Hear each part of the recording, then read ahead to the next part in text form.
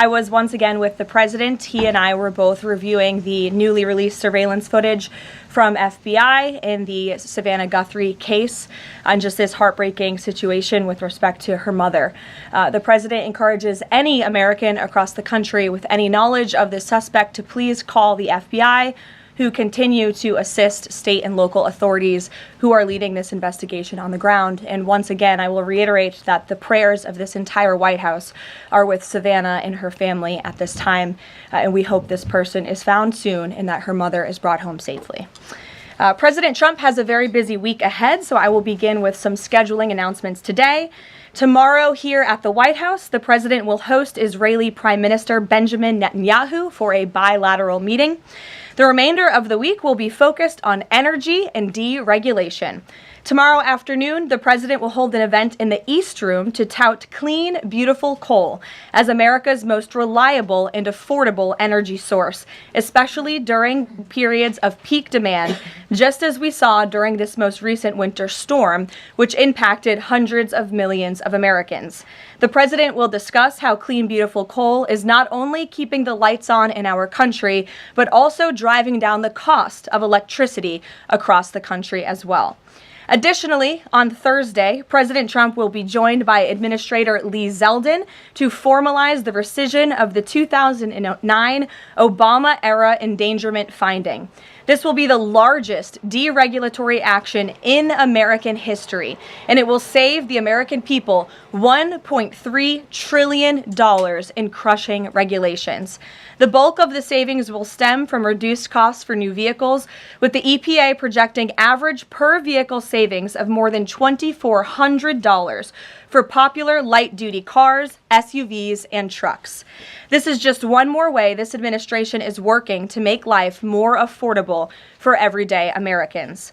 Overall, these groundbreaking actions from President Trump will drive larger economic growth, create thousands of good-paying jobs, expand manufacturing, increase consumer choice, and improve affordability for millions of families and businesses. Finally, on Friday, President Trump and First Lady Melania Trump will travel to Fort Bragg in the great state of North Carolina to meet with military families and the heroic members of our special forces who carried out the successful Operation Absolute Resolve in Venezuela and helped bring narco-terrorist Nicolas Maduro to justice. I know the President and First Lady are both greatly looking forward to this visit.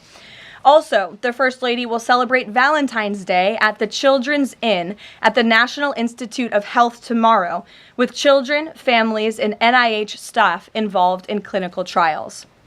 In other news this week, thanks to President Trump signing the largest middle-class tax cut in history, this is shaping up to be the biggest tax refund season ever, and we are in it now. President Trump and Republicans fundamentally believe that Americans deserve to keep more of their hard-earned money, not less, which is why he fought so hard to deliver this long overdue relief. From no tax on tips, overtime, or Social Security, to auto loan interest deductions on new American-made vehicles, plus increases to the standard deduction in child tax credit, more money is flowing back into the pockets of hardworking Americans. We're already hearing from everyday Americans across the country who are reporting substantial tax savings thanks to the Working Families Tax Cut, which every single Democrat in Congress voted against. AMAC, which represents millions of Americans, has heard directly from more than their 1,000 members already about how the Trump tax cuts are easing cost of living concerns. I wanted to share a few of those powerful responses with you today.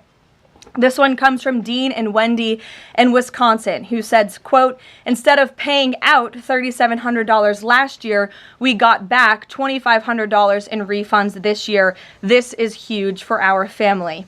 Steve from California said, quote, "The new senior citizen deduction is a tremendous relief and has given us peace of mind and the freedom to truly enjoy the retirement years we worked so hard for."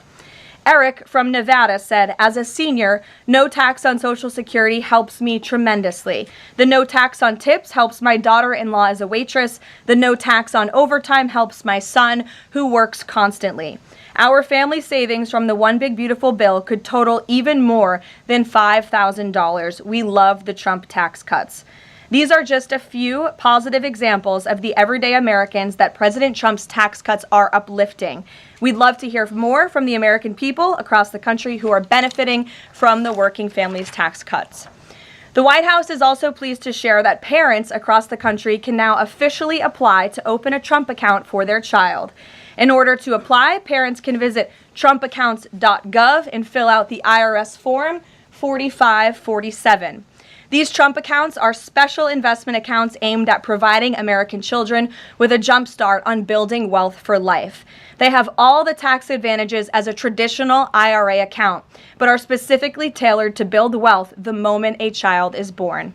Thanks to President Trump, every child born between January 1st, 2025 and December 31st, 2028 is eligible to receive $1,000 from the U.S. Treasury to fund their account. Parents, guardians, and even nonprofits can then contribute up to $5,000 per year. Employers can also contribute up to $2,500 per year per employee. President Trump believes there is no better investment than investing in our nation's children. If you are a parent who maximizes contributions to your child's Trump account, its projected value could reach nearly $1.1 million by the time your child turns 28 years old, based on average historical stock market returns. Safe to say, the Trump accounts will give a substantial head start to position the next generation for a brighter future. And with the stock market exploding under President Trump's pro-growth policies, there has never been a better time to sign up for an investment account like this. The Dow Jones just shattered 50,000 for the first time ever on Friday, and the S&P 500 and the NASDAQ continue smashing record after record. So with President Trump in charge, Americans' 401ks and retirement savings are booming once again, and these new Trump accounts for America's kids will boom too. So with that, once again, every parent should go to trumpaccounts.gov today, and I'm going to put it on my own personal to-do list to sign up for one as well. With that, I will take your questions. Karoline Downey from the National Review is here. Thank you for being here, and why don't you kick us off? Thank you for having me. On the criticism that immigration enforcement has become arbitrary or not particularly prioritizing, Democrats have been circulating this statistic that only 14% of illegal aliens arrested under this administration are violent criminals, but we know that in deep blue cities with progressive district attorneys, it's common to plead down serious violent crimes into less serious offenses, which could be distorting those numbers. So given that backdrop, does the administration still stand by the messaging that you're targeting the worst of the worst, and does this prevailing narrative tell the whole story? Well, thank you for bringing this up, Karoline. I've seen this CBS report floating around. There's a lot of liberal talking heads and pundits and Democrat elected politicians who think that this single story and these statistics and the way they are painted is somehow a shot at this administration. It is not, and let me correct the record.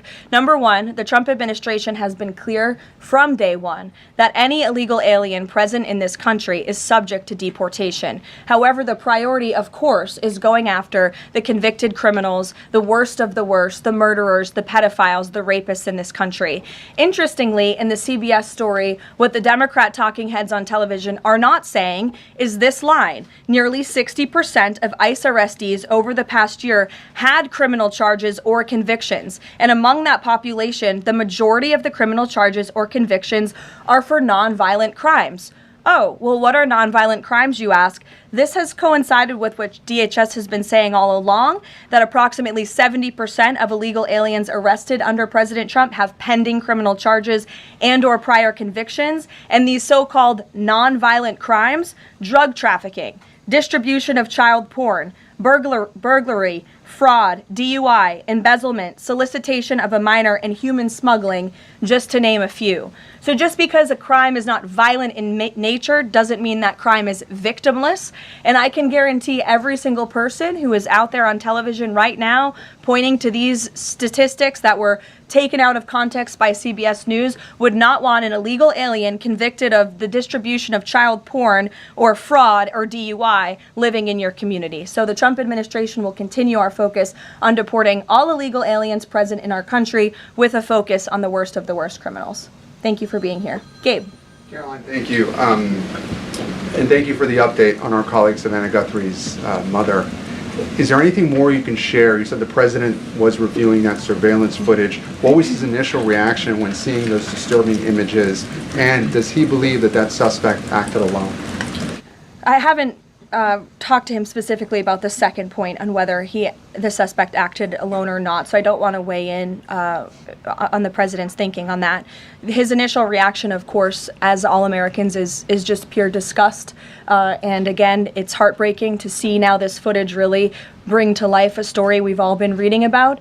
And again, we're just praying for the safety of Nancy Guthrie and that she will return home soon. And the president directed me to please encourage all Americans with any information to call the FBI, and we hope that this case will come to a positive resolution as soon as possible. We, of course, have a lot to talk about in a completely separate topic. I was hoping you can clarify something that's come up over the last several days, again, regarding a separate topic in the Epstein files.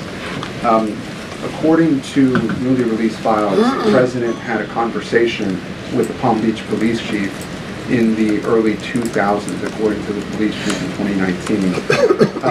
The president has gone on record before, and he's told reporters that he said that that he had no idea about Jeffrey Epstein's crimes. During this conversation with the police chief, however, he did say, according to this recounting of it, that thank goodness you're stopping him. He also called Ghislaine Maxwell evil. So my two questions are, did that conversation with the Palm Beach police chief happen?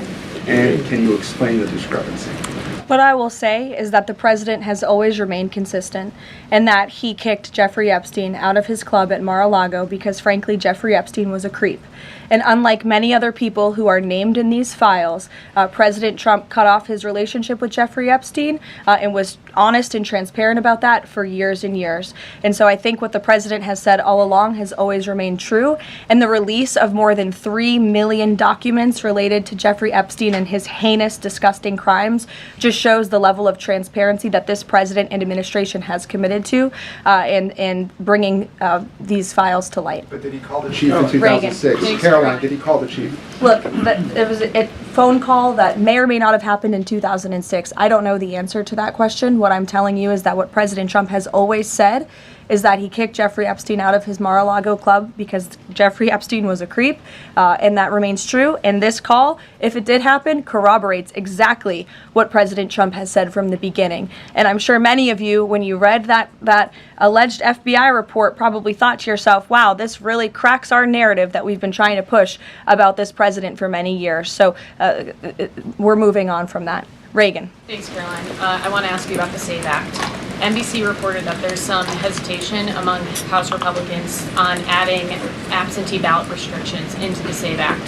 Can you explain what the hesitation is among House Republicans and also just provide a status of negotiations with Congress on the legislation? Sure. I can't speak for House Republicans, Reagan. I can obviously speak for the president, who is quite possibly the strongest supporter of the Save America Act, which, as you know, would require proof of citizenship to register to vote. It would require proof of identification, a photo identification before casting a ballot. And it would also ensure that there are exceptions made. I think that's what you're alluding to with these conversations with House Republicans for reasonable requests, of course, for our military, for individuals who are disabled and cannot make it to the polls. Those are reasonable, common sense things that I believe House Republicans are discussing amongst themselves.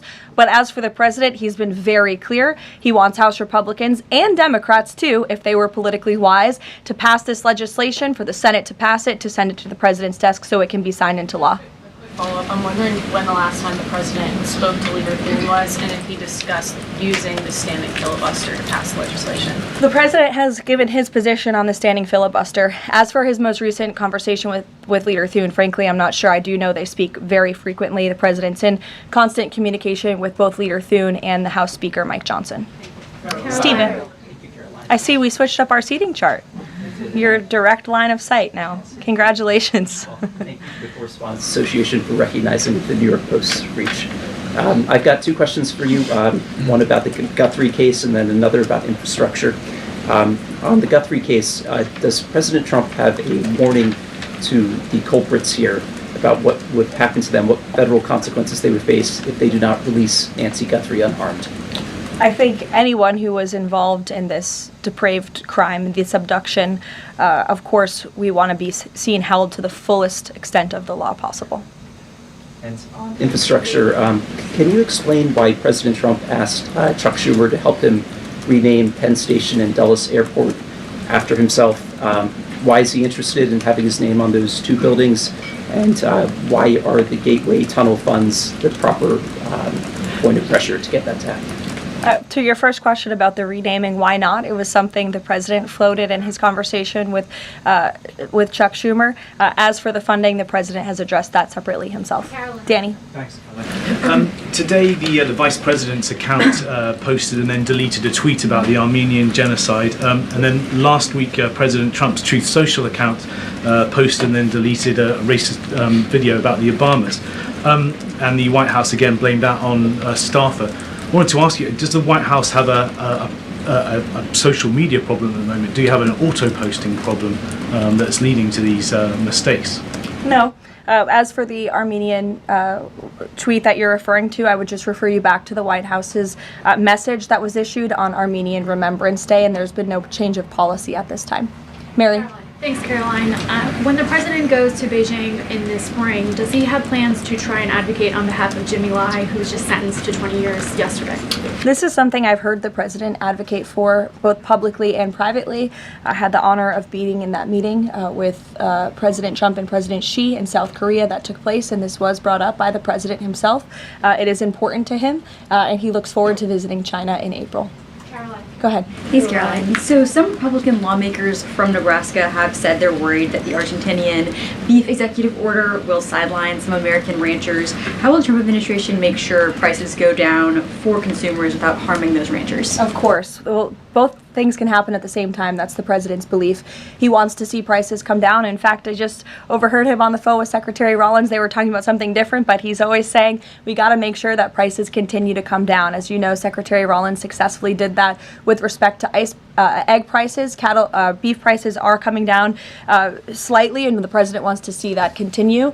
He believes that a minor import to the country with cattle might be a short-term solution with respect to bringing down prices, but of course protecting our American cattle and rancher industry is a priority for the president, and he's in touch with those stakeholders. We've had them here at the White House a few times in recent months to discuss this issue directly. John. Thanks a lot, Caroline. Yesterday, the president on social media threatened to block the new Gordie Howe Bridge, which would connect Detroit to Canada. This is a bridge that was fully paid for by Canada. It used American labor to construct it. It used American steel to construct that bridge. The president in 2017 was actually in favor of this bridge, part of a joint statement that he put out when he met with the Canadian Prime Minister. Why has the president changed his mind as it relates to this bridge?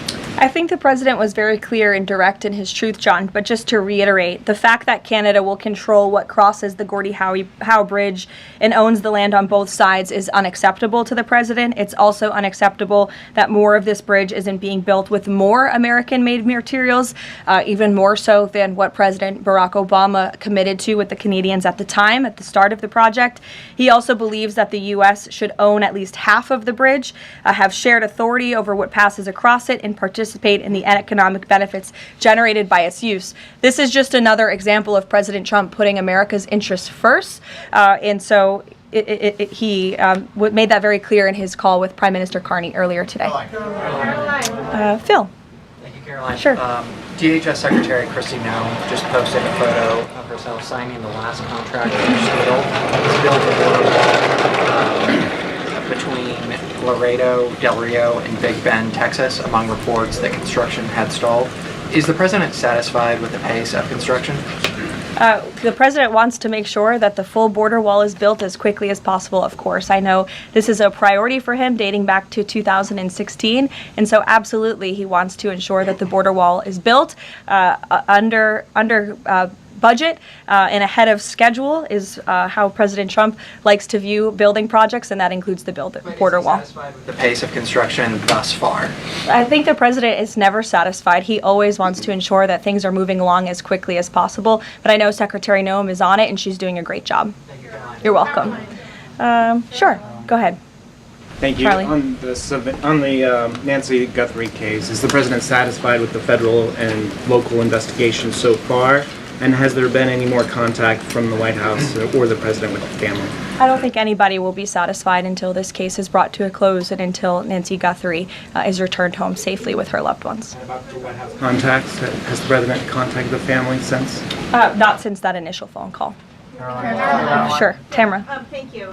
The National Governors Association is removing a meeting with President Trump from his agenda because only Republicans were invited. Is the White House reconsidering inviting Democrats, or do you think Republicans are still going to show up? Like, where does that stand now? No, look, I just spoke with the president about this. It is a dinner at the White House. It's the people's house. It's also the president's home, and so he can invite whomever he wants to dinners and events here at the White House. I believe Governor Moore was invited last year, and he did not show up to the dinner last year. Nobody reported on it. But again, the president has the discretion to invite whomever he wants to the White House, and he welcomes all those who received an invitation to come. And if they don't want to, that's their loss. And on Ghislaine Maxwell, is the president going to rule out a pardon for her in her testimony deposition yesterday? Her legal team seems to be making a case again for a pardon from the president. Again, this is not something I've discussed with the president recently because, frankly, it's not a priority. He's focused on many of the issues that the American people are dealing with and providing solutions to those issues. So I haven't spoken with him recently. Last time we did speak about it, he said it's not something he's considering or thinking about. Caroline. Go ahead, Bloomberg. Thanks, Caroline.